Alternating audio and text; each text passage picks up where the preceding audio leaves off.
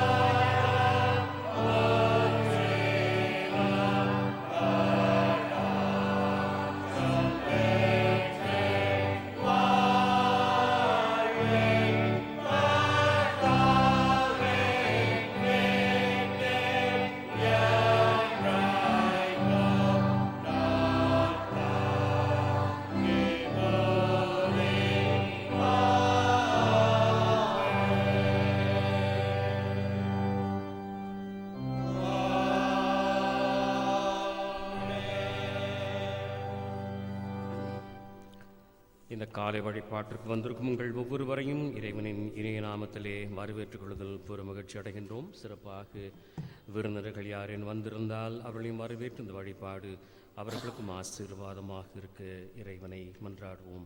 இறை வழிபாட்டு நூல் பக்கம் 76 இரண்டாம் ஆராதனை முறை.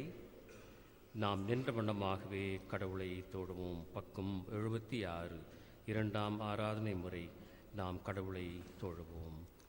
கடவுள் ஆவியாயிருக்கிறார். அவரை தொழுது கொள்ளுகிறவர்கள் ஆவியோடும் உண்மையோடும் அவரை தொழுது கொள்ள வேண்டும். நம்முடைய பிதாவாகிய கடவுளாலும் கர்த்தராகிய இயேசு கிறிஸ்துவினாலும் உங்களுக்கு கிருபையும் சமாதானமும் உண்டாவதாக.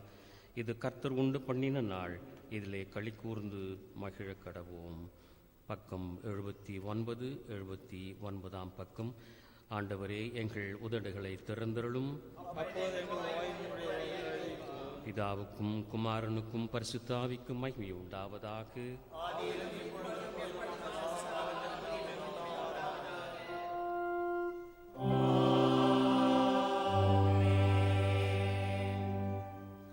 சேனைகளின் கடவுளாகிய கர்த்தரே, நீர் பரிசுத்தர், பரிசுத்தர், பரிசுத்தர்.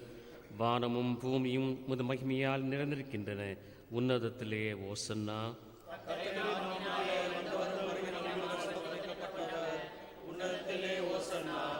கடவுளே, நீர் பரிசுத்தர். சர்வ வல்லவரே, நீர் பரிசுத்தர். சாவாமையுடையவரே, நீர் பரிசுத்தர். ஆண்டவரே, எங்களுக்காக சிலுவையில் அறையுண்ட எங்கள் மீட்பரே, எங்கள் மேல் கிருபையாயிரும்.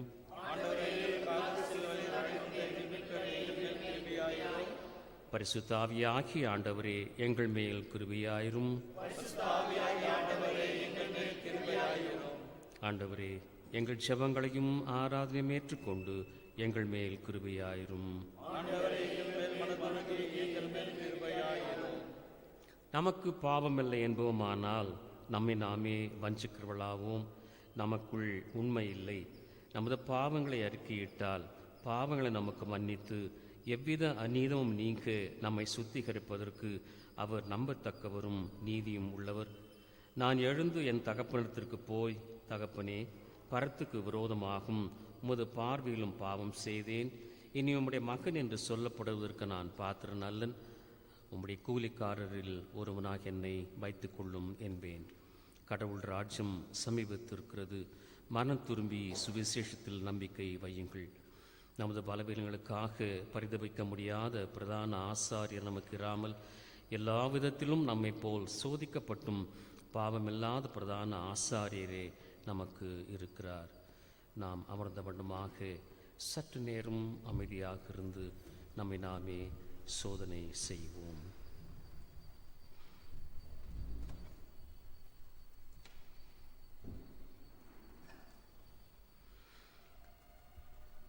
கடந்த காலங்களில் கடவுளுக்கு விரோதமாகும், கடவுளின் படைப்புகளுக்கு விரோதமாகும் சிந்தனை, சொல், செயற்பாடுகள் வழியாக இழைத்து அனைத்து தீமைகளையும் குற்றங்களையும் மீறுதல்களையும் நம்முடைய மனக்கண் முன் கொண்டு வருவோம்.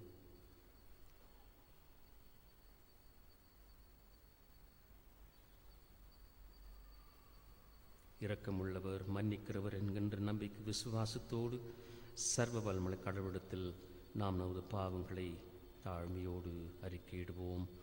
81ஆம் பக்கத்தில் உள்ள இரண்டாவது பாவரிக்கு ஜெபத்தை சேர்ந்து சொல்லுவோம். பக்கம் 81 இரண்டாவது பாவரிக்கு ஜெபம் சேர்ந்து சொல்லுவோம். எங்கள் தந்தையாம் கடவுளே, நினைவினாலும் வார்த்தையினாலும் செய்கையினாலும் நமக்கு விரோதமாய் பாவம் செய்திருக்கிறோம். முழு மனதோடு நாங்கள் உண்மை நேசிக்கவில்லை. எங்களிடத்தில் நாங்கள் கூறுவது போல அன்பு கூறவில்லை.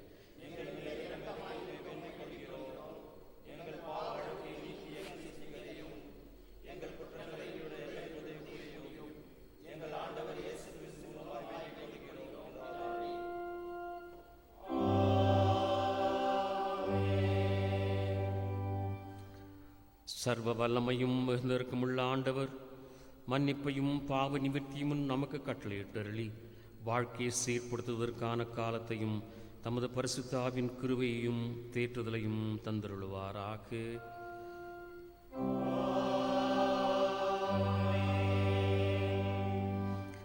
ஆண்டவரை துதியுங்கள். நாம் அனைவரும் 45ஆம் சங்கீதத்தில் 8 முதல் 14 வசனங்களை மாறி மாறி வாசிப்போம். சங்கீதம் 45 8ஆம் வசனம் துவங்கி 14ஆம் வசனம்.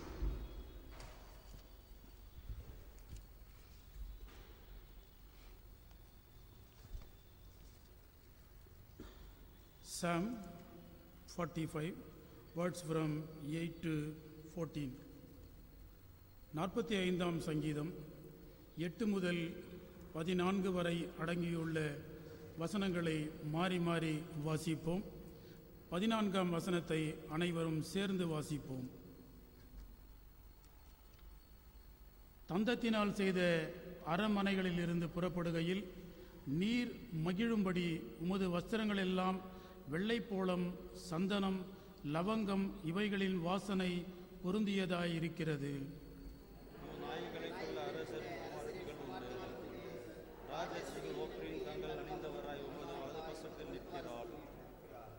குமாரத்தியே கேள், நீ உன் செவியை சாய்த்து சிந்தித்துக்கொள்.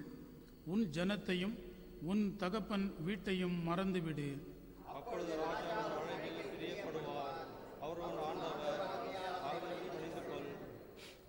தீரு குமாரத்தி காணிக்கை கொண்டு வருவாள். ஜனங்களில் ஐஸ்வர்யவான்களும் உன் தயவை நாடி வணங்குவார்கள்.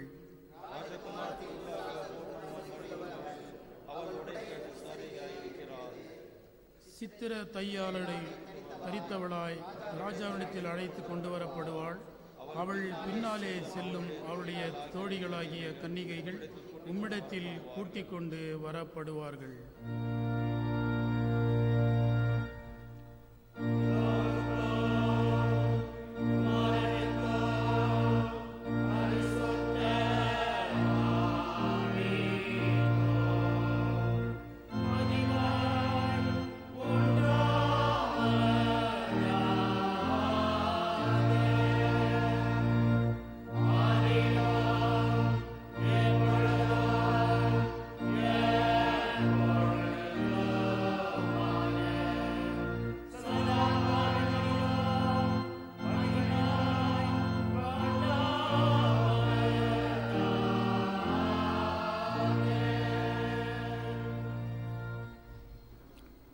முதலாம் வேத பகுதியை வாசிக்க கேட்போம். அது யோபுவின் புத்தகம் 42ஆம் அதிகாரம் வசனங்கள் 10 முதல் 17 வரை வாசிப்போம்.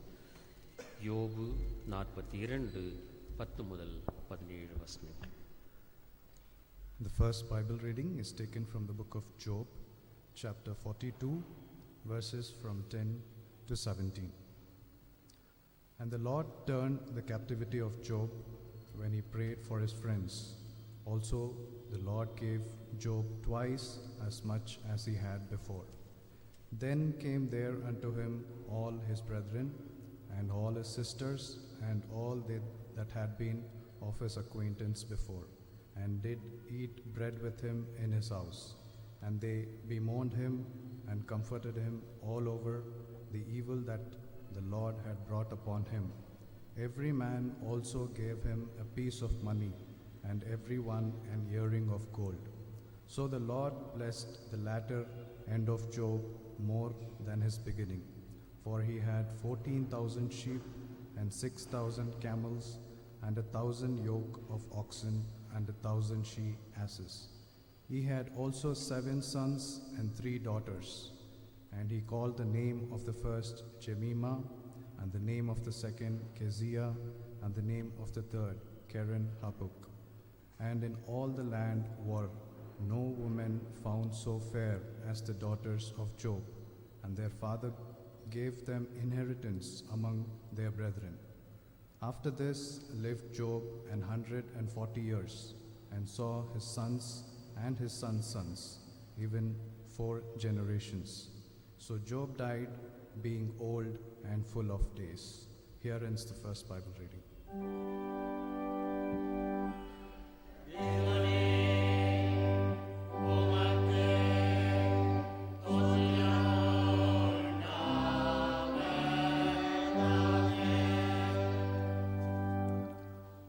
அப்போஸ்தலருடைய நடவடிக்கைகள் 16ஆம் அதிகாரம் வசனங்கள் 16 முதல் 18 வரை வாசிக்க கேட்போம். அப்போஸ்தலர் 16 முதல் 18 வசனங்கள்.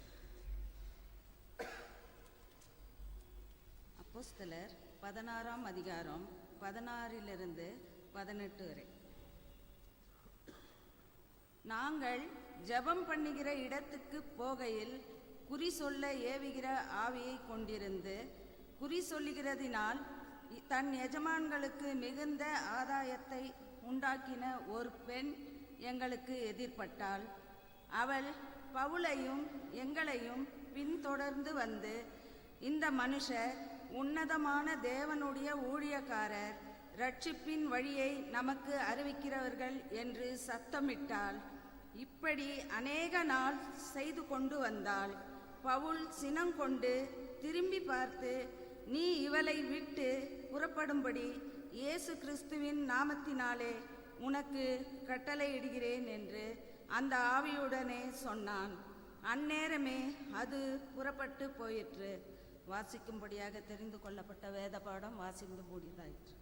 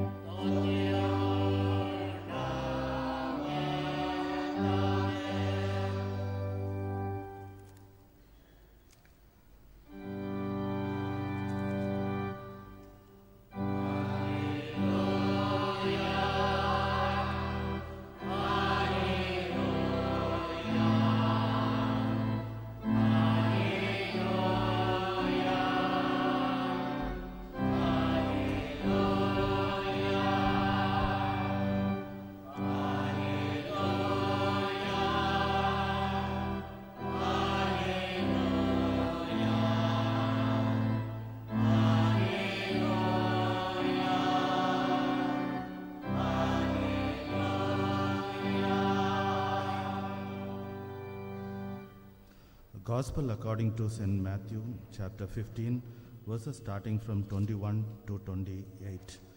வாசிக்கும்படியாக தெரிந்து கொண்ட சுவிசேஷ வேதபாகம் பரிசுத்த மத்தேயு எழுதின சுவிசேஷம் 15ஆம் அதிகாரம் வசனங்கள் 21 முதல் 28 வரை வாசிக்க கேட்போம். பின்பு இயேசு அவ்விடம் விட்டு புறப்பட்டு தீரு சீதோன் பட்டணங்களின் திசைகளுக்கு போனார். அப்பொழுது அந்த திசைகளில் குடியிருக்கிற கானானிய ஸ்திரீ ஒருத்தி அவரிடத்தில் வந்து, ஆண்டவரே, தாவீதின் குமாரனே, எனக்கு இரங்கும், என் மகள் பிசாசினால் கொடிய வேதனைப்படுகிறாள் என்று சொல்லி கூப்பிட்டாள். அவளுக்கு பிரதியுத்தரமாக அவர் ஒரு வார்த்தையும் சொல்லவில்லை. அப்பொழுது அவருடைய சீஷர்கள் வந்து, இவள் நம்மை பின்தொடர்ந்து கூப்பிடுகிறாளே, இவளை அனுப்பிவிடும் என்று அவரை வேண்டிக் கொண்டார்கள். அதற்கு அவர், காணாமற் போன ஆடுகளாகிய இஸ்ரவேல் வீட்டாரிடத்திற்கு அனுப்பப்பட்டேனே அன்றி மற்றபடி அல்லவென்றார். அவள் வந்து, ஆண்டவரே, எனக்கு உதவி செய்யும் என்று அவரை பணிந்து கொண்டாள். அவர் அவளை நோக்கி, பிள்ளைகளின் அப்பத்தை எடுத்து நாய்க்குட்டிகளுக்கு போடுகிறது நல்லதல்ல என்றார். அதற்கு அவள், மெய்தான் ஆண்டவரே, ஆகிலும் நாய்க்குட்டிகள் தங்கள் எஜமான்களின் மேஜையிலிருந்து விழும் துணிக்கைகளை தின்னுமே என்றாள். இயேசு அவளுக்கு பிரதித்திரமாக, ஸ்திரியே, உன் விசுவாசம் பெரிது, நீ விரும்புகிறபடி உனக்கு ஆகக்கடவது என்றார். அந்நேரமே அவள் மகள் ஆரோக்கியமானாள் என்பதுவே. வாசிக்கும்படியாக தெரிந்து கொண்ட சுவிசேஷ வேதபாகம் வாசித்தாயிற்று.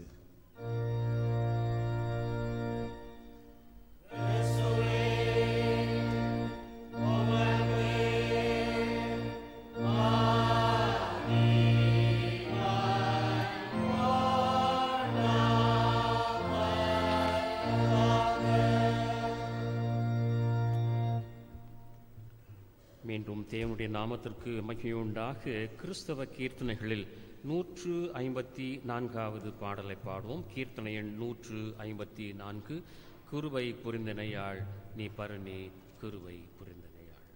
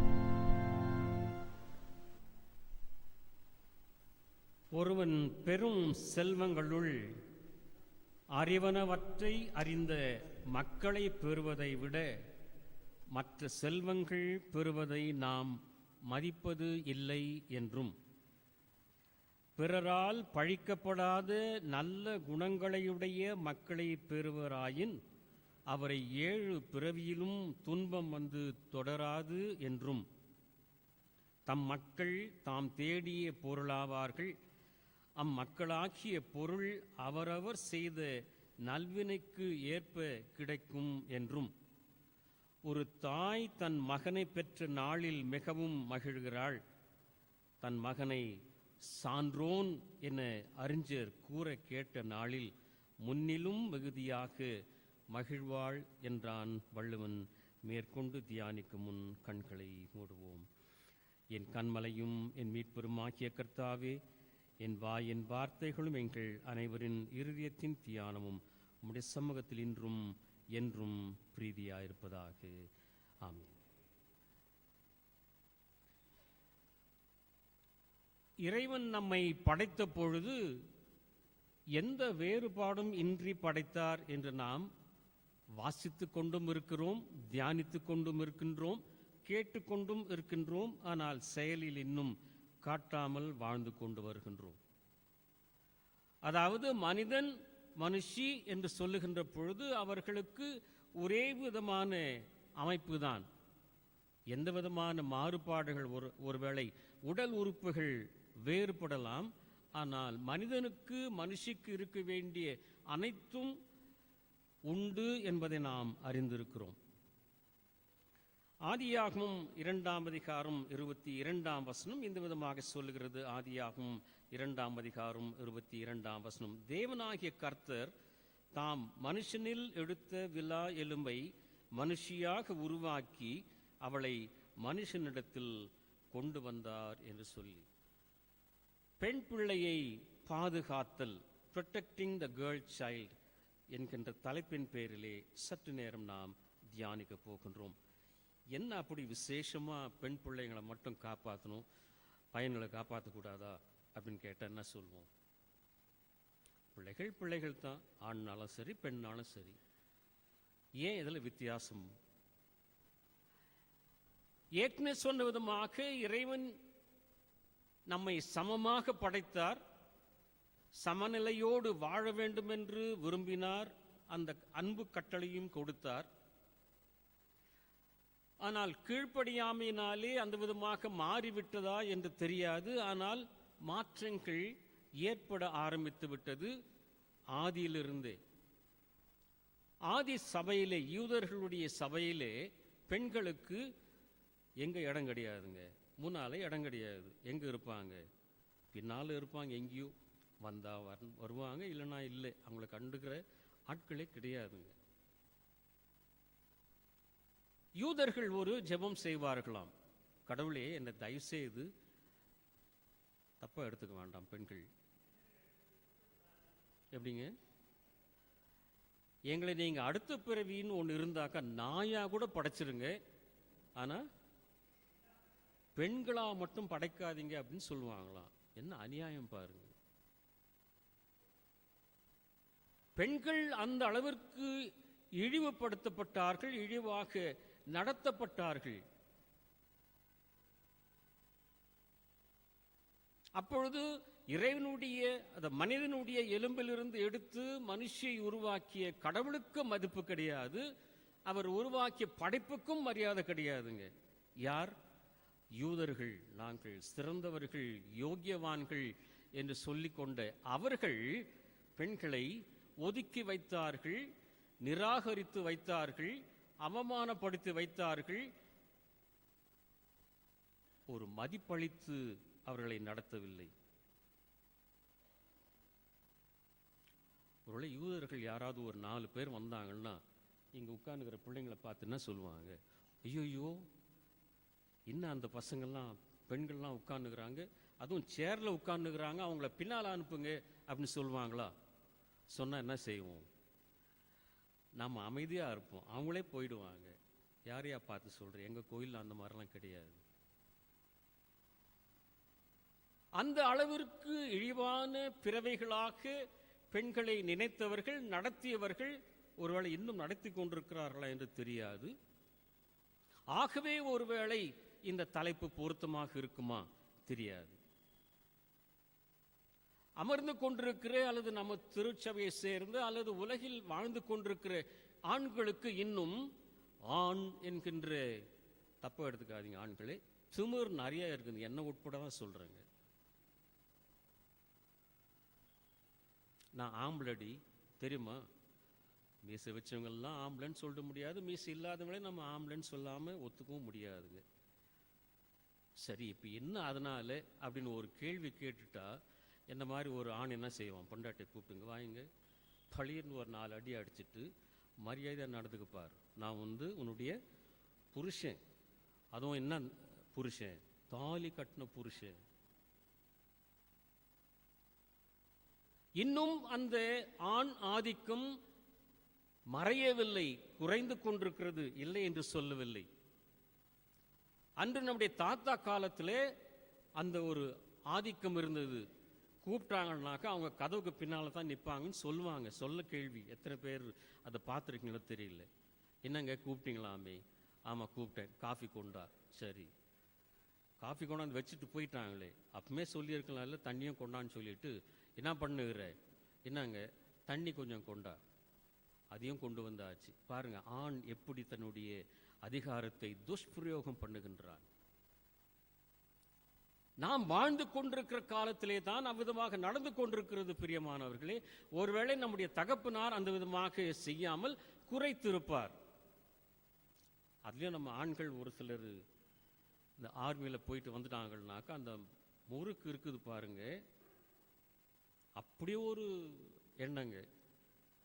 அதிகாரம்தான், குரல்லையே அதிகாரம் இருக்கும். இன்றைக்கு என்னுடைய வயதில் இருக்கிறவர்கள் அது கொஞ்சம் குறைஞ்சிருக்குதுங்க, இல்லைங்களா?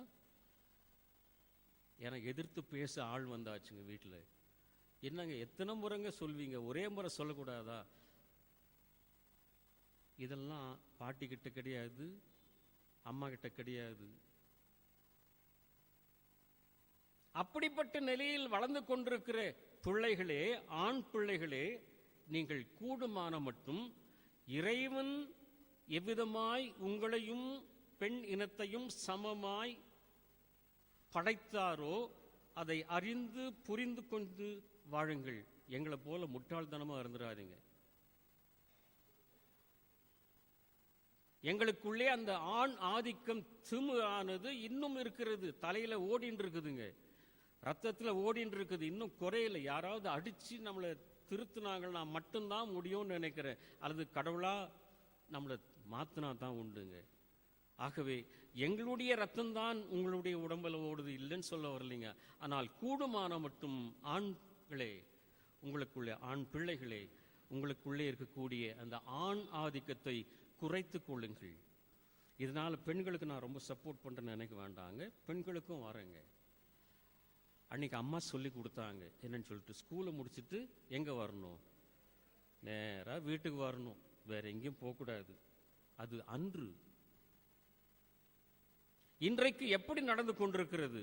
அம்மா சொல்லியிருப்பாங்க, டே 6 மணிக்கு வந்துடுமா அப்படின்னு சொல்லிட்டு, சரிம்மா அப்படின்னு போன ஆள் 6 மணிக்கு தான் ஞாபகம் வரும், ஐயோ அம்மா 6 மணிக்கு இருக்கு சொன்னாங்களேன்ட்டு அவசர அவசரமாக வந்து சேருவாங்க, எங்கள் வீட்டுக்கு வந்து சேருவாங்க.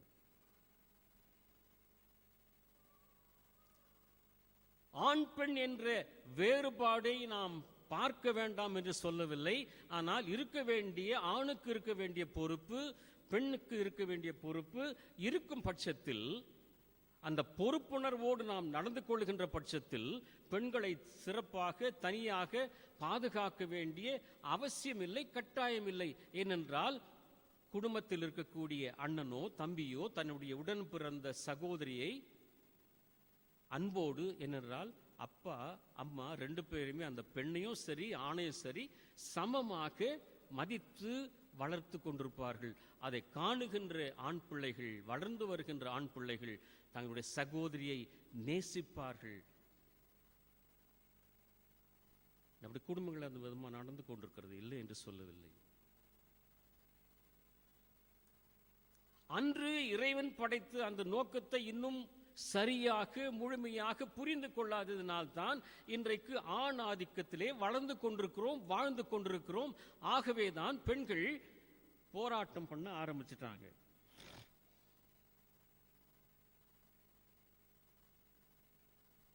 இன்றைக்கு சம உரிமை கேட்கின்றார்கள்.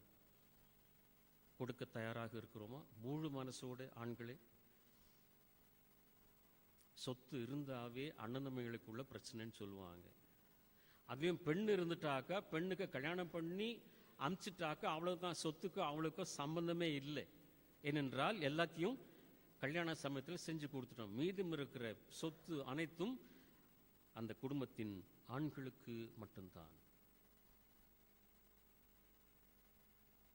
ஏன் இப்படிப்பட்ட ஒரு வேறுபாடை, கடவுள் உருவாக்காத வேறுபாடை ஆண்களாக்கி நீங்கள் நான் வைத்து வளர்ந்து கொண்டிருக்கிறோம்? பெண்களே, உங்களுக்கும் பொறுப்பு இருக்கிறது. உங்களுடைய தாய், உங்களுடைய பாட்டி எவ்விதமாக வளர்ந்தார்கள் என்பதை நீங்கள் கண்டிருக்கிறீர்கள். கண்டும் நீங்கள் அதிலே கொஞ்சமாகிலும் இருக்கும் பட்சத்தில் அந்த குணம் தன்மைகள் உங்கள் சரீரத்திலே, உங்கள் சிந்தனையிலே இருக்கும் பட்சத்தில் நலமாக இருக்கும் என்று தான் விரும்புகிறோம். உங்களை நாங்கள் குறை சொல்ல வரல, நீங்க எங்களுக்கு அடிமைகள் என்று சொல்ல வரவில்லை. மாறாக உங்களுக்கும் பொறுப்புண்டு. எங்களை போன்று குடும்பத்திலே நல்ல விதமாக நடந்து கொள்ளுங்கள்.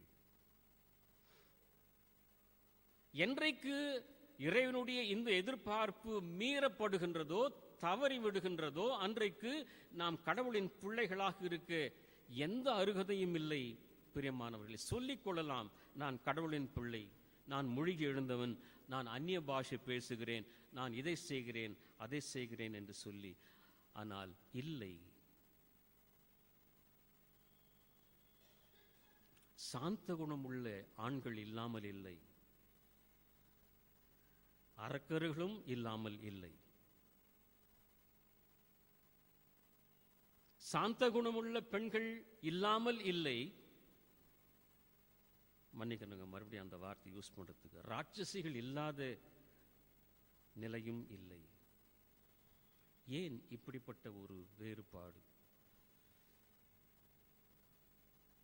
உடன் பிறந்த சகோதரியை நாம் நேசிக்கின்ற பொழுது அந்த குடும்பத்திலே தகப்பனுக்கும் தாய்க்கும் எந்த கஷ்டமும் இல்லை. நாங்கள் இல்லைன்னா கூட பரவாயில்ல, எங்களுடைய பிள்ளைங்க, ஆண் பிள்ளைங்க தங்களுடைய சகோதரியை நேசிப்பாங்க, பார்த்துக்குவாங்க. அன்றைக்கு அம்மா சொல்லி கொடுத்தாங்க சமைக்கிறது எப்படின்னு சொல்லிட்டு. இன்னைக்கு எத்தனை பிள்ளைங்களுக்கு சமைக்க தெரியும்? சமைப்பீங்க, ருசியா இருக்குமான்றது தான் தெரியல. சமைக்க அம்மா கற்றுக் கொடுத்தாங்களா? கற்றுக் கொடுக்க கூப்பிட்டாங்க, போமா உனக்கு வேற வேலை இல்லைங்க, நான் நிறைய படிக்கணும். படிக்கிறது ஒன்றும் இல்லை, மொபைலை வச்சு நோண்டின்னு இருக்கிறோம், அவ்வளவுதான். பொறுப்பை ஏற்றுக்கொள்ள நீங்கள் தயாராக இல்லை. ஆகவே ஆண்கள் அரக்கர்களாக மாறிவிடுகின்றார்கள். ஆகவே நீங்க இப்ப என்ன போராட்டம் பண்றீங்க? எங்களுக்கு சம உரிமை தேவை, எங்களுக்கு பாதுகாப்பு தேவை. ஆண்களுக்கு கடின மனம் என்று சொல்வார்கள், உண்மைதான், அதிலே கருணையும் உண்டு. பெண்களுக்கு மென்மையான குணமும் உண்டு, அதிலேயும் ஒரு எதிர்த்து பேசக்கூடிய சிந்தனையும் உண்டு. அன்றிருந்த காலம் மாறிக்கொண்டு வருகிறது பிரியமானவர்களே.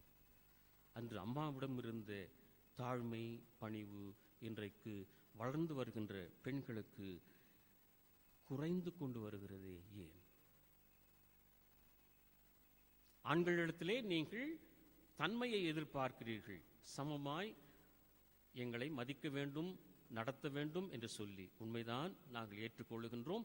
நீங்களும் அதற்கு ஏற்ற விதமாக நடந்து வந்தால் உங்களுக்கு பாதுகாப்பு நாங்கள் தான், வேறு யாரும் இல்லை, தேவையில்லை. இந்த தற்காப்பு டெக்னிக்ஸ் எல்லாம் நமக்கு வேண்டாங்க. ஏனென்றால் என்னை சுற்றி இருப்பவர்கள், என்னுடைய சகோதரர்கள் எனக்கு பாதுகாப்பு அளிப்பார்கள். அவர்கள்தான் என்னுடைய பாதுகாவலர்கள். நான் திருமணமாகி சென்று விட்டாலும் அவர்கள்தான் என்னுடைய பாதுகாவலர்கள், முதல் பாதுகாவலர்கள். அதன் பிறகு என்னுடைய கணவன். அதே குடும்ப சூழ்நிலையில் தான் வளர்ந்து வந்திருப்பான் அந்த ஆணும். ஆகவே பெண்ணை மதிக்கின்றான், பாதுகாக்கின்றான். அப்படிப்பட்ட ஒரு நிலை இல்லாமல் ஏன் நாம் வாழ்ந்து கொண்டிருக்கிறோம்? பிரியமானவர்களே, சற்று யோசித்து பார்ப்போம். பெண்களே, உங்களுக்கும் சம உரிமை உண்டு, சம பொறுப்பும் உண்டு. எண்ணாகமம் 27ஆம் அதிகாரம் 7ஆம் வசனம் இந்த விதமாக சொல்லுகிறது. எண்ணாகமம் 27ஆம் அதிகாரம் 7ஆம் வசனம், செலோப்பியாத்தின் குமாரத்தைகள் சொல்லுகிறது சரிதான். அவர்களுக்கு அவர்கள் தகப்பனுடைய சகோதரருக்குள்ளே சுதந்திரம் கொடுக்க வேண்டும். அவர்கள் தகப்பன் பின் வைத்த சுதந்திரத்தை அவர்களுக்கு கிடைக்கும்படி செய்வாயாக. அன்றைக்கே எழுதி வச்சுட்டாங்க சமபாகம் என்று சொல்லி. நாம போட்டி போட வேண்டிய அவசியம் இல்லை, கோர்ட்டுக்கு போக வேண்டிய அவசியம் இல்லைங்க. தாயும் தந்தையும் சேர்த்து வைத்த அனைத்தும் பெற்றெடுத்த பிள்ளைகளுக்கு உரிமை உண்டு, சமமான உரிமை உண்டு. அதுல 33% ஒருத்தருக்கு, 30% ஒருத்தருக்கு இல்லைங்க, சமமான. கோர்ட்டுக்கு போனா இந்த ஒரு வசனத்தை வச்சு நீங்க தாராளமா ஃபைட் பண்ணலாம் பெண்களே. எண்ணாகமம் 27ஆம் அதிகாரம் 7ஆம் வசனம், சம உரிமை உங்களுக்கு உண்டு. அதை போராடி பெற்றுக்கொள்ள வேண்டிய அவசியம் இல்லை. ஏன்? ஆண்களே, உங்களுக்கும் அந்த உரிமை உண்டு, அனுபவிக்கக்கூடிய உரிமை உங்களுடைய சகோதரிகளுக்கும் உண்டு. அந்த சகோதரி வேறு யாரும் இல்லை, உங்கள் ரத்தம் தானே, உங்களுடைய பெற்றோருக்கு பிறந்தவள் தானே. அவளை நீங்கள் நேசிக்கிறீர்கள். அதே விதமாக பெற்றோருடைய சொத்தும் அவர்களுக்கு சேர வேண்டியது தானே.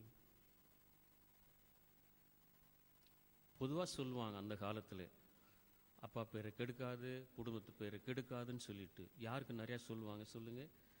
ஆண்களுக்கு தான் சொல்லுவாங்க. ஏன்னா பெண்கள் வீட்டில் அடங்கி இருப்பாங்க.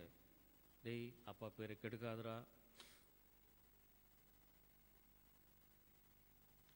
பிள்ளைய அக்கா பொண்ணு இருக்கிற அவ சொல்வா, நான் எவ்வளோ பேரை கெடுத்திருப்பேன் அவர் எங்கள் அப்பா அம்மா பேர் அப்படின்னு சொல்லிட்டு. பேரை கெடுக்கிறது ஒன்றும் நமக்கு கஷ்டமான காரியங்கள் இல்லைங்க, ரொம்ப சுலபமான விஷயம். எக்ஸப்ஷன்ஸ் இருக்கிறாங்க, இல்லைன்னு சொல்ல வரலைங்க. ரொம்ப அப்பா அம்மாவுக்கு கீழ்ப்படிஞ்சு நல்ல பிள்ளையா, ஆதியிலிருந்து நல்ல பிள்ளையா வளர்ந்த ஆண்கள் இல்லாமல் இல்லை. ஆனால் ஒன்றை மறந்து விடுகின்றோம் ஆண்களே, இந்த பூமியானது நம் அனைவருக்குமே சொந்தம், ஆண்களுக்கு மட்டும் இல்லை. கடவுள் அப்படி ஒன்றும் சொல்ல, ஆதாம் ஏவாளை படைச்சிட்டு நீங்க இந்த ஆதாமே நீ மட்டும் இதை ஆண்டு கொள்ளணும், அனுபவிக்கணும் அப்படின்னு சொல்ல. நீங்கள் பலுகி பெருகி சுதந்திரித்து கொண்டு என்னுடைய பலனை அனுபவியுங்கள் என்று சொன்னார், சமமாக சொன்னாருங்க. இதுல ஏன் நம்ம போராடின்னு இருக்கிறோம்னு சொல்லி தெரியல.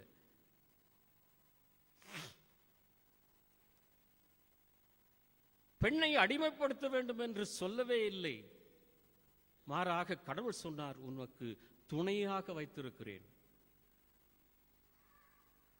I have given you a helper. உனக்கு உதவி செய்ய, உனக்கு உறுதுணையா இருக்கு, உன்னுடைய தேவைகளை சந்திக்க இந்த பெண்ணை நீ வைத்துக்கொள்.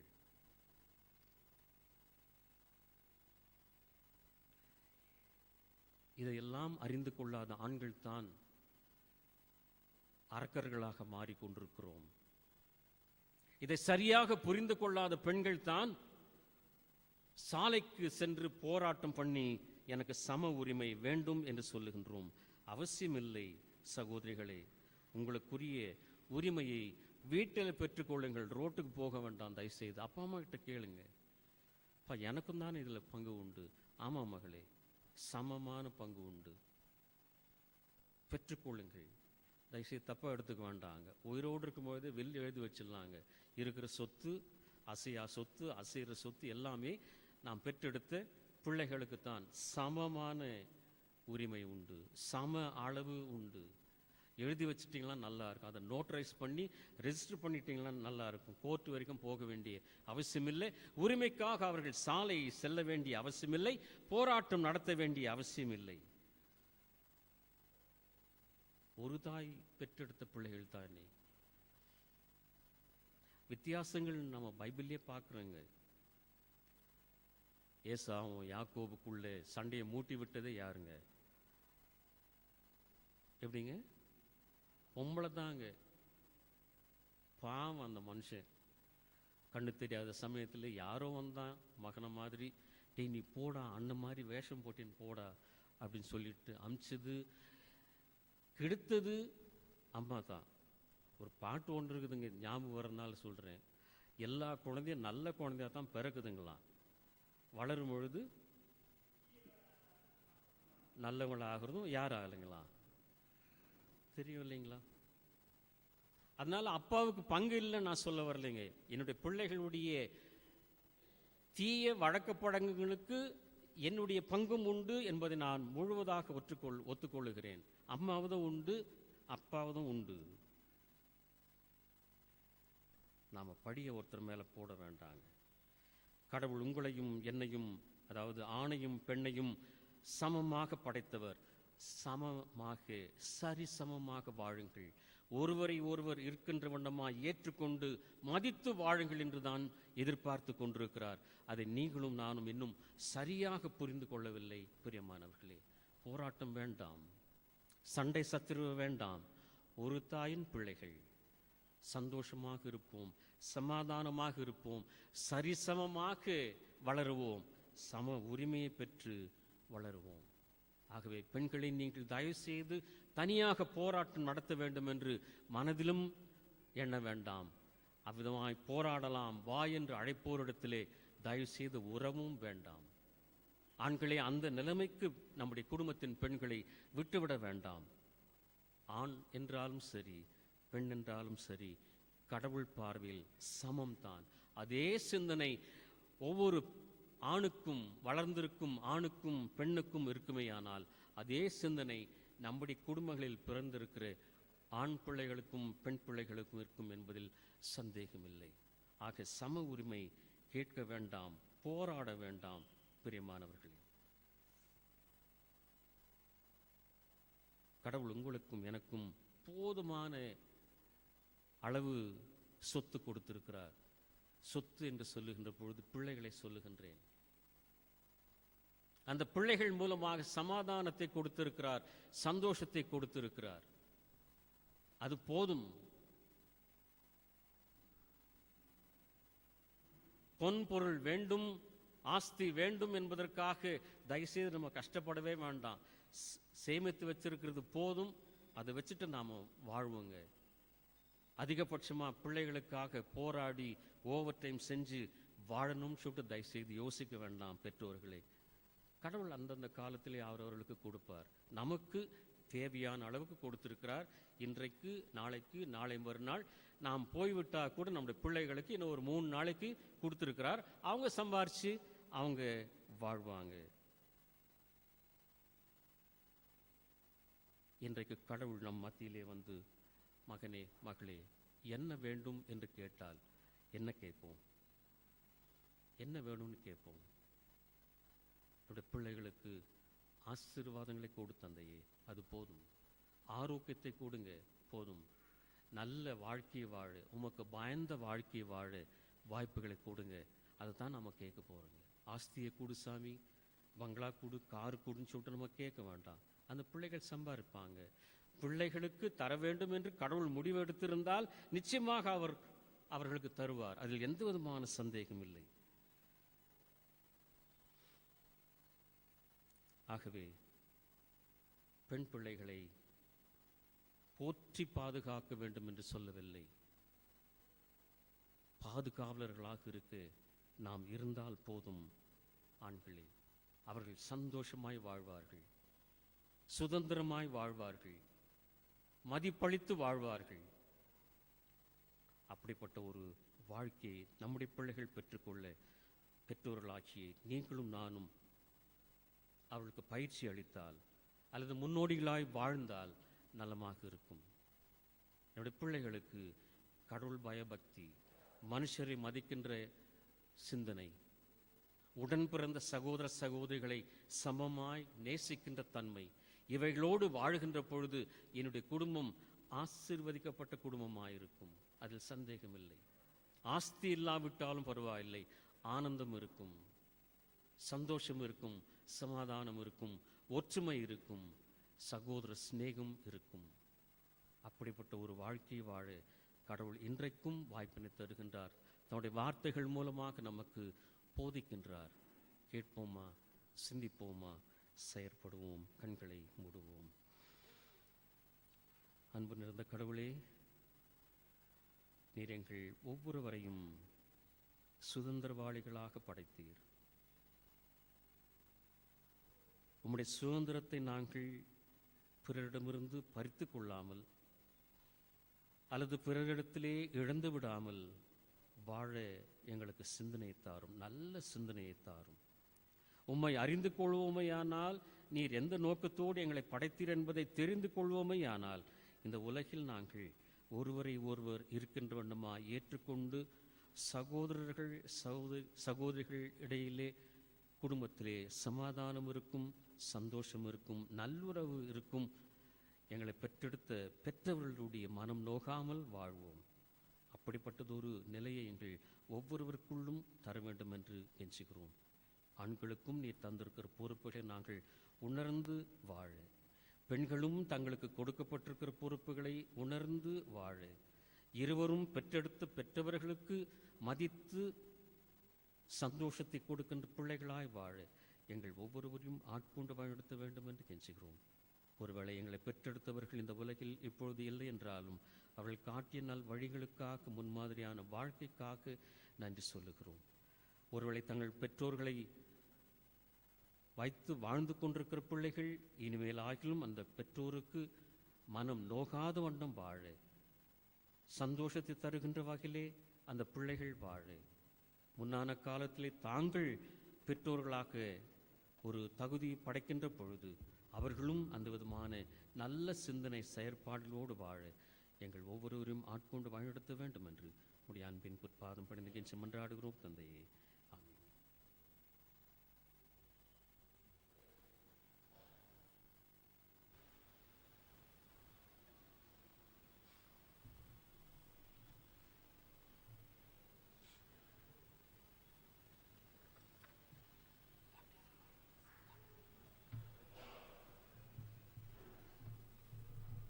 இந்த குழந்தையை ஏற்றுக்கொள்ளும் என்கின்ற பாடலில் பல்லவி முதல் சரணத்தை பாடுகின்ற பொழுது தங்களுடைய குழந்தைக்கு பெயர் சூட்ட வேண்டும் என்று வந்திருக்கிற பெற்றோர் முன்னால் வரும்படியாக அன்போடு கேட்டுக்கொள்கின்றனர்.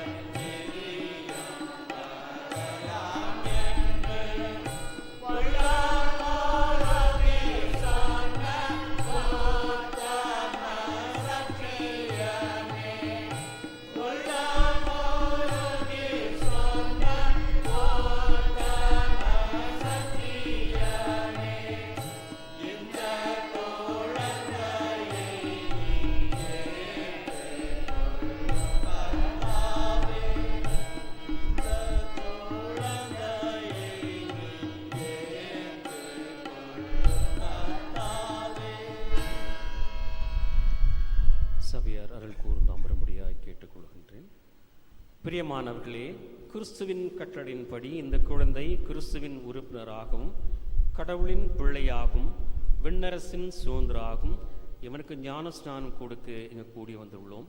ஆதலால் நமது ஆண்டவரும் மீட்பெருமான இயேசு கிறிஸ்து சொன்ன வார்த்தைகளை கேளுங்கள்.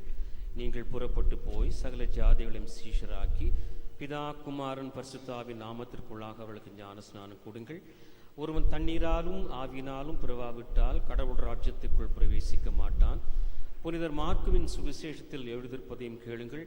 சிறு பிள்ளைகளை அவர் தொடும்படி அவரிடம் கொண்டு வந்தார்கள். கொண்டு வந்தவர்களை சீஷர்கள் அதட்டினார்கள். இயேசுவோ அதை கண்டு விசனப்பட்டு, சிறு பிள்ளைகளின் இடத்தில் வருகிறதற்கு இடம் கொடுங்கள், அவர்களை தடை பண்ணாதிருங்கள், கடவுள் ராஜ்யம் அப்படிப்பட்டவருடையது. கடவுள் ராஜ்யத்தை சிறு பிள்ளையைப் போல் ஏற்றுக்கொள்ளாதவன் எவனும் அதில் பிரவேசிப்பதில்லை என்று மெய்யாகவே உங்களுக்கு சொல்லுகிறேன் என்று சொல்லி அவர்களை அணைத்து கொண்டு அவர்கள் மேல் கைகளை வைத்து அவர்களை ஆசீர்வதித்தார்.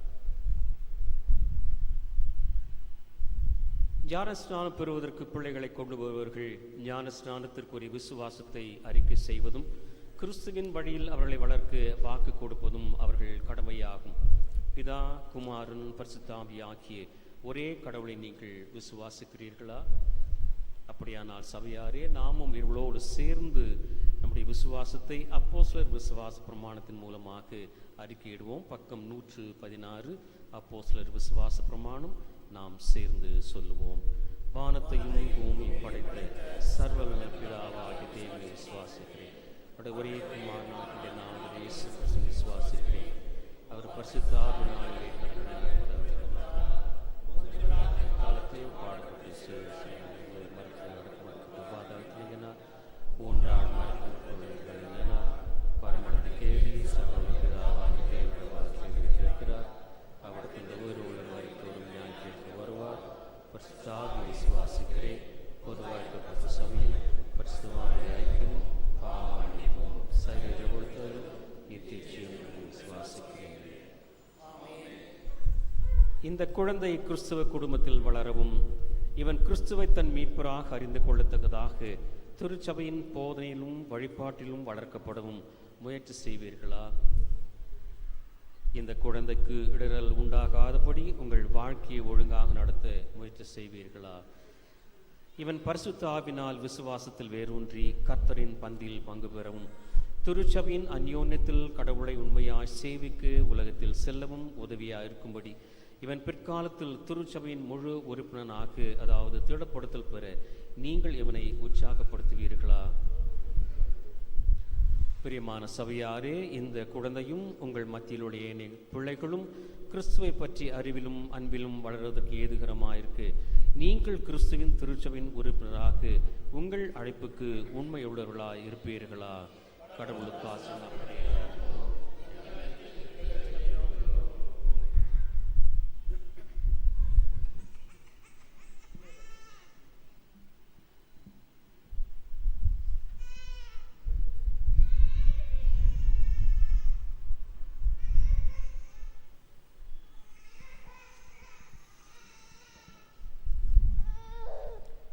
டேனியல் கிப்சன்,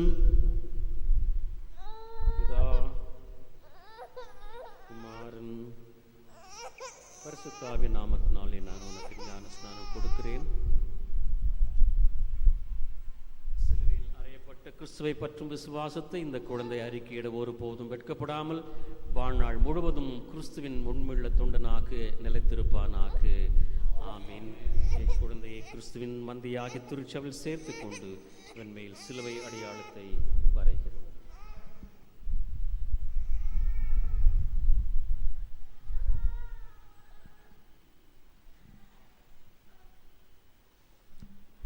கர்த்தர் உங்களை ஆசீர்வதித்து உங்களை காக்க கடவர்.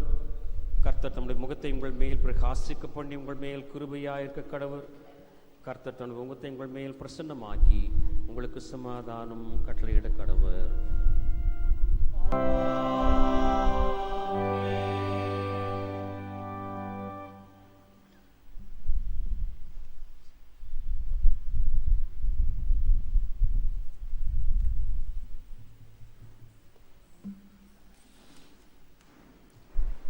நாம் அமர்ந்திருக்க திருச்சபையின் அறிவிப்புகளை வாசிக்க கேட்டு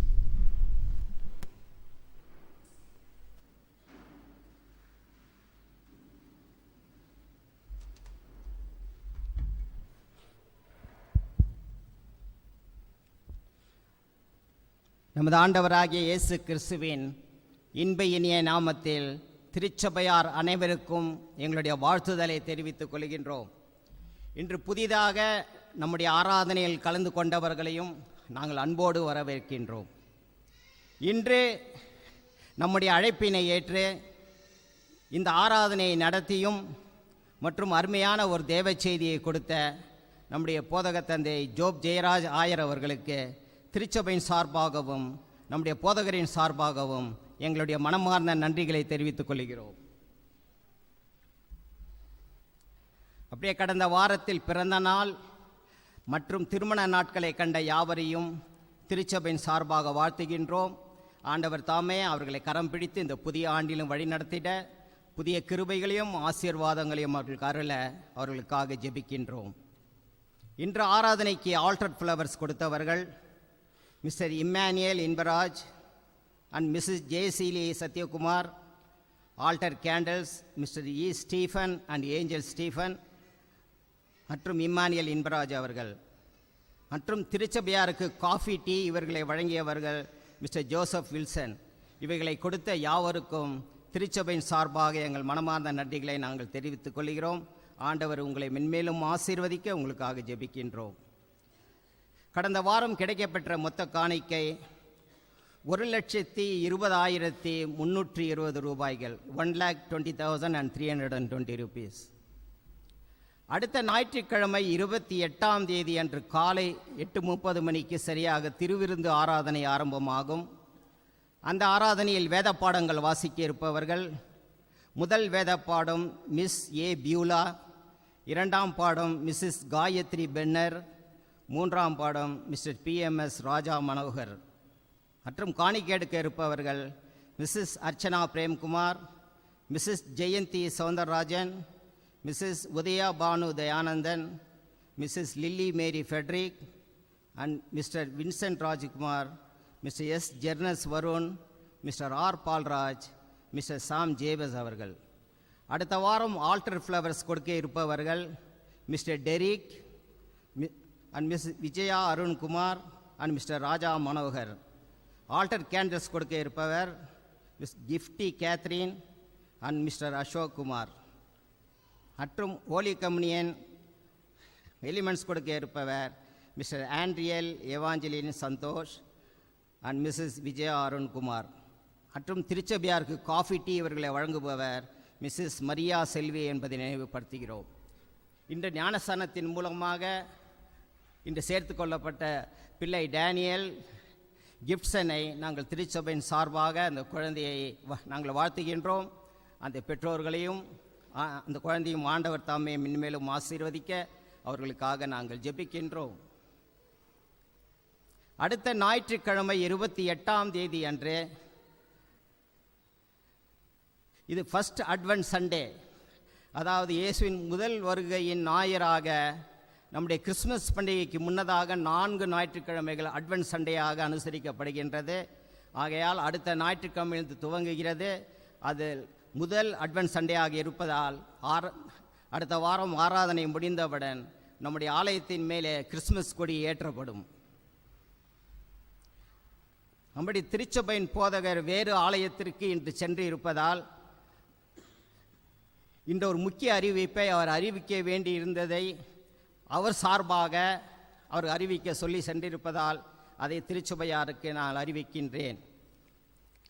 நம்முடைய bearish hall tender for the year 2022, அதாவது டெக்கரேஷன் அண்ட் ஃபர்னிச்சர், இவைகளுக்கான கான்ட்ராக்ட் நாம் இது டெண்டராக விடப்படுவது வழக்கம்.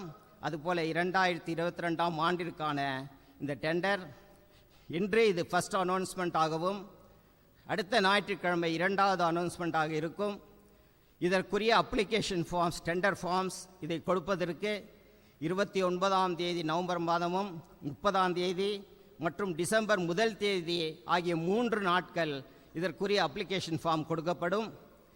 நீங்கள் பூர்த்தி செய்த அப்ளிகேஷன் ஃபார்ம்களை கொடுக்க டிசம்பர் மாதம் 2ஆம் தேதி, 3ஆம் தேதி மற்றும் 4ஆம் தேதி இந்த தேதிகளில் நீங்கள் பூர்த்தி செய்து அந்த கவரை சீல் செய்து நீங்கள் கொடுக்கலாம்.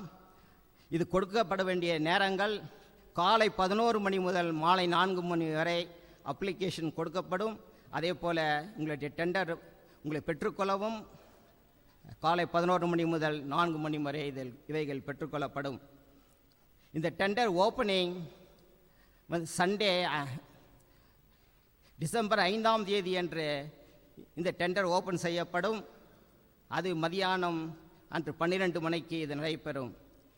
இது அப்ளை செய்ய நம்ம திருச்சபையார் நீங்கள் விருப்பம் உள்ளவர்கள் இந்த டெண்டரை நீங்கள் அப்ளை செய்யலாம். இது மீண்டும் அடுத்த வாரம் இதுக்குள்ளேயே 2ஆம் அறிவிப்பை அறிவிக்கப்படும்.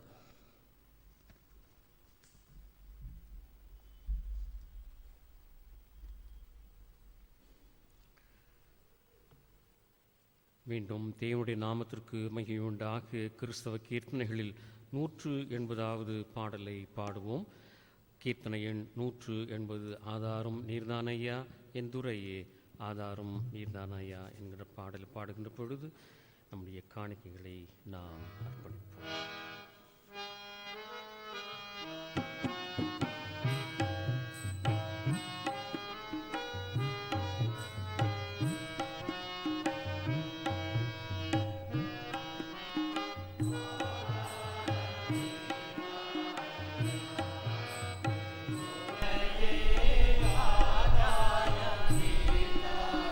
Yeah.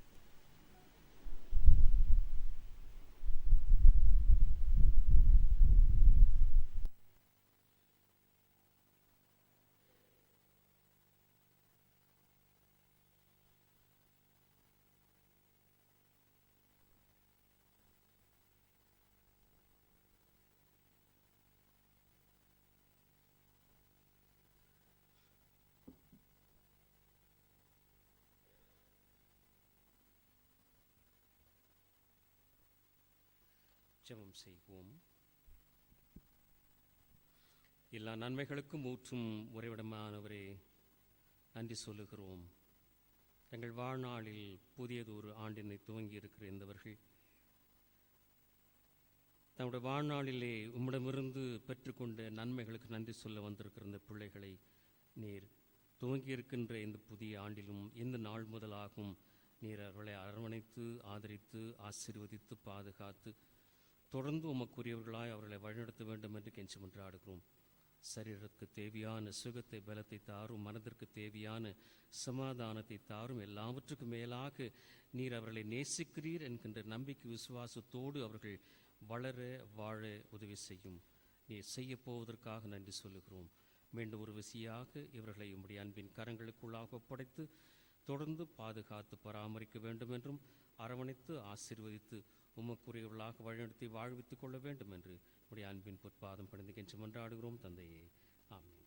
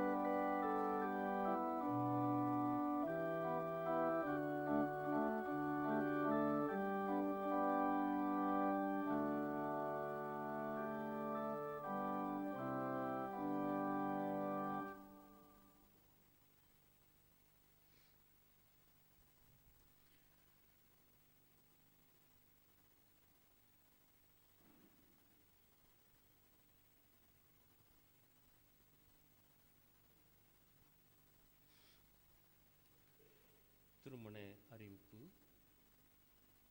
நமது திருச்சபையை சார்ந்து காலம் சென்ற திரு இஸ்ரேல் ராஜன் என்பவருடைய மகன் திரு எட்வின் மோசஸ் என்பவருக்கும், Bethel AG international worship centre திருச்சபையை சார்ந்து திரு துரைசாமி என்பவருடைய மகள் குமாரி பெட்ரிஷியா என்பவருக்கும் திருமணம் நடைபெறும் என்பதை அறிவிக்கின்றோம். இத்திருமணம் நடைபெறக்கூடாதபடி நியாயமான தடை ஏதாவது நீங்கள் அறிந்திருப்பீர்களேயானால் அதை எழுத்தின் மூலம் சபை போதருக்கு தெரிவிக்க உங்களை அன்பாய் கேட்டுக்கொள்கின்றோம். இது இவர்களுக்கு இரண்டாம் அறிக்கை. நமது திருச்சபையை சார்ந்த திரு ஜேசுதாஸ் எஸ் என்பவருடைய மகள் குமாரி திவ்ய தர்ஷினி என்பவருக்கும், சிஎஸ்ஐ சென்ட் ஆண்ட்ரூஸ் திருச்சபையை சார்ந்த திரு ராஜா ஆனந்த் என்பவருடைய மகன் திரு ஜாரட் சாலமோன் என்பவருக்கும் திருமணம் நடைபெறும் என்பதை அறிவிக்கின்றோம். இத்திருமணம் நடைபெறக்கூடாதபடி நியாயமான தடை ஏதாவது நீங்கள் அறிந்திருப்பீர்களேயானால் அதை சபையின் போதற்கு எழுத்தின் மூலமாக தெரிவிக்க உங்களை அன்பாய் கேட்டுக்கொள்கின்றோம். இது இவர்களுக்கு முதலாம் அறிக்கை. இவர்களுக்காக ஜெபம் செய்வோம்.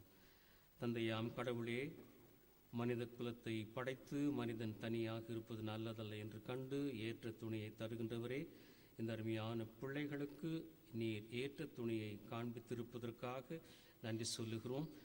எந்த நோக்கத்தோடு அவர்களை இணைக்க சித்தம் கொண்டிருக்கிறீரோ இந்த பிள்ளைகளும் பிள்ளைகளுடைய பெற்றவர்களும் உணர்ந்து தாங்கள் கொடுக்கவிருக்கின்ற வாக்குறுதியை நிறைவேற்றுவோம் என்கின்ற உணர்வோடு இணைந்த நாள் முதலாக இறுதி மூச்சு மட்டும் நிலைத்திருக்க உம்முடைய பிள்ளைகளாய் வாழ, உம்முடைய சித்தத்தை அவர்கள் நிறைவேற்றுகளாய் வாழ உதவி செய்ய வேண்டும் என்று கெஞ்சுகிறோம்.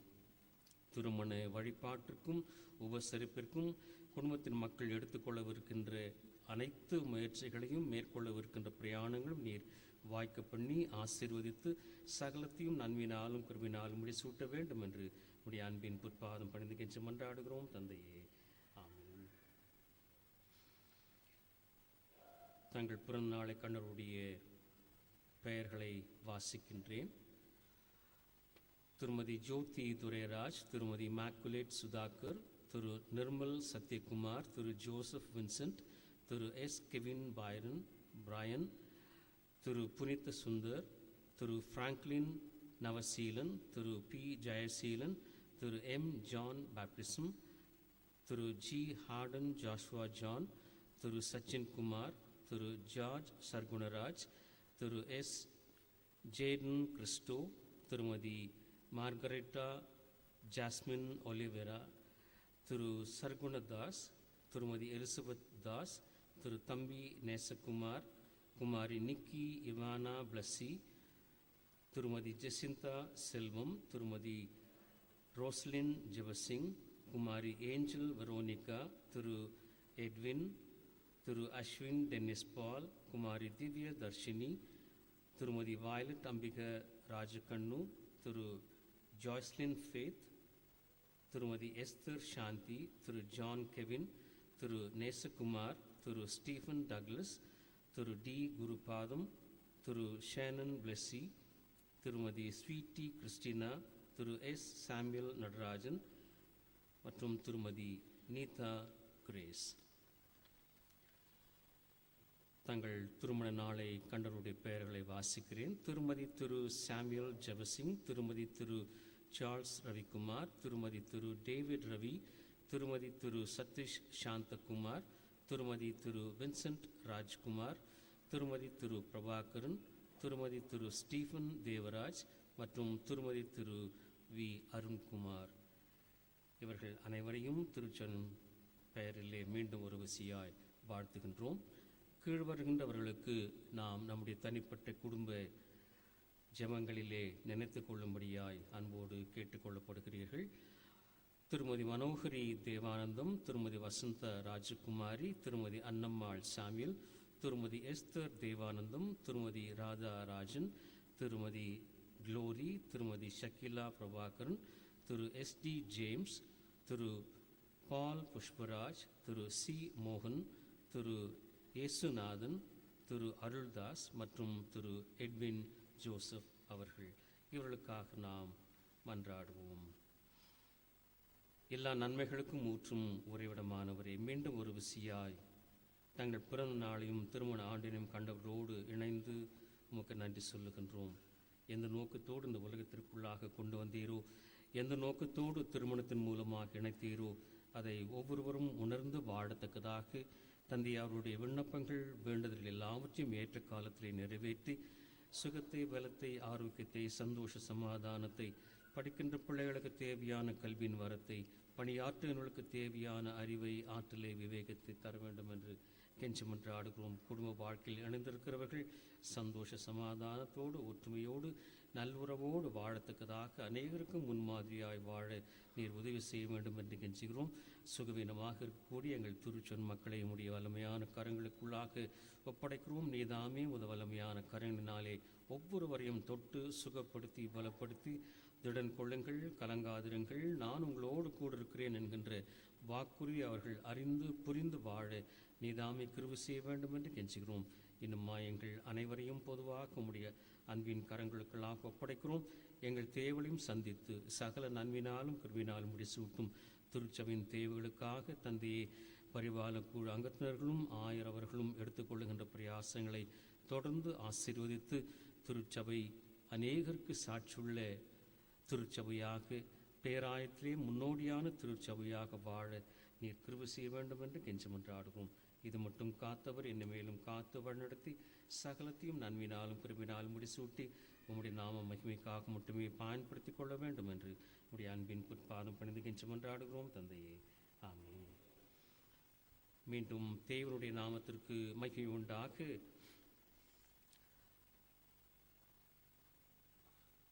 கிறிஸ்து சபை பாமாலைகளில் 305வது பாடலை பாடுவோம். பாமாலை எண் 305, தீயோர் சொல்வதை கேளாமல் என்கின்ற பாடலை பாடுகின்ற பொழுது பொதுவான காணிக்கை சேகரிக்கும். Thank you.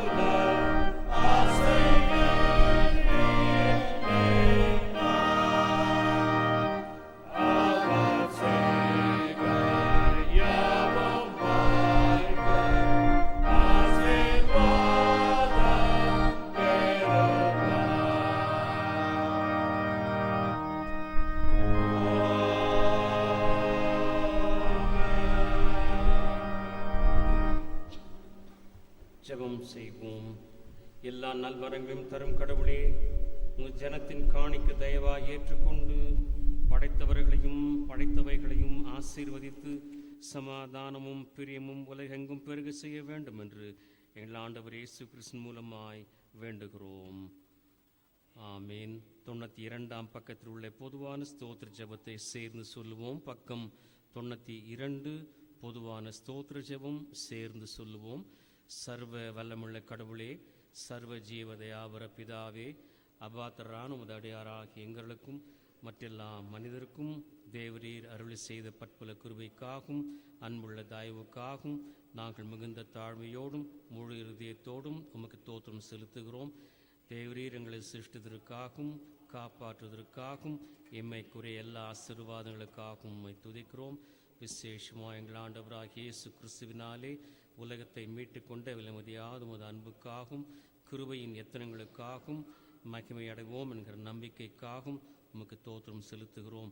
நாங்கள் உண்மையாய் நன்றியறிந்தவர்களாய் இருக்கவும் எங்களின் ஊழியத்துக்கு ஒப்பு கொடுத்து எங்கள் வாழ்நாளெல்லாம் முன்பாக பரிசுத்தமும் நீதிமுறைகளாய் நடக்கவும் எங்கள் வாக்கினாலே மாத்திரமல்ல எங்கள் நடக்கினாலேயும் உம்முடைய புகழை பிரஸ்தாபப்படுத்தவும் தேவரே செய்த எல்லாவற்றையும் உணர்ந்து கொள்ளும் உணர்வை எங்களுக்கு அருள் செய்ய வேண்டும் என்று எங்கள் ஆண்டவராகிய இயேசு கிறிஸ்து மூலமாய் வேண்டிக் கொள்ளுகிறோம். அவருக்கும் தேவரீருக்கும் பரிசுத்த ஆவிக்கும் எல்லா மேன்மையும் மகிமையும் சதா காலம் உண்டாவதாக.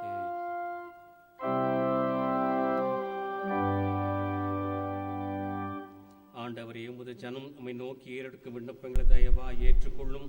அவர்கள் எவற்றை செய்ய வேண்டும் என்பதை உணர்ந்து அறிய செய்யும். அவற்றை செய்வதற்கு வேண்டிய உமது அருளையும் வல்லமையும் கட்டளையிட்டள்ளும். எங்கள் ஆண்டவர் இயேசு கிறிஸ்து மூலமாய் கேட்டுக்கொள்ளுகிறோம்.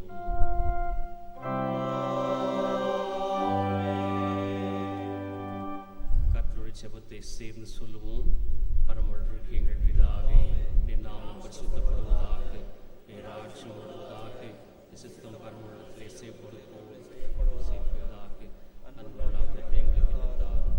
எங்களுக்கு விரோதமாய் குற்றம் செய்கிற நாம் வைக்கப்படுகிற குற்றங்களை தீங்களை ரட்சித்துக் கொள்ளும்.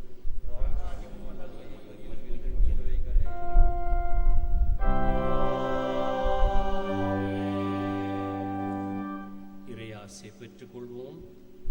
ஆண்டவர் நம்மை ஆசீர்வதித்து நம்மை காக்க கடவர். ஆண்டவர் தம்முடைய முகத்தை நம்மேல் பிரகாசிக்க பண்ணி நம்மேல் கிருபையாயிருக்க கடவர். ஆண்டவர் தம்முடைய முகத்தை நம்மேல் பிரசன்னமாக்கி இப்பொழுதும் எப்பொழுதும் நமக்கு சமாதானம் கட்டளையிட கடவர்.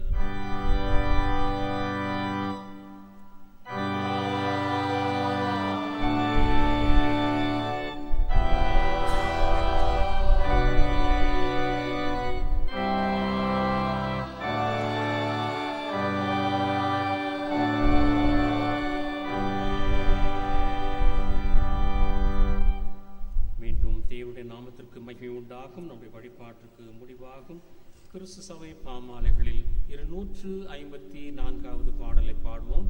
பாமாலை எண் 254. களிப்புடன் கூடுவோம், கர்த்தரை நாம் போற்றுவோம்.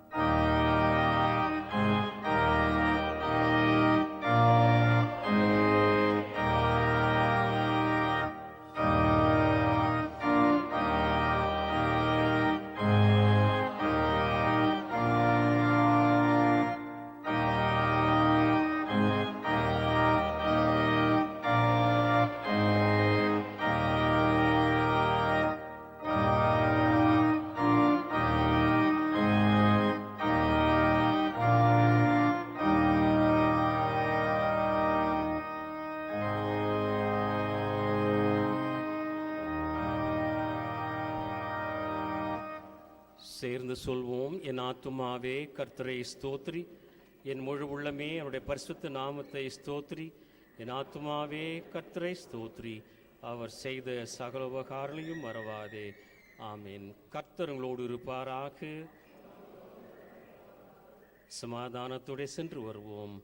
கர்த்தருடைய நாமத்தினாலே ஆமென்.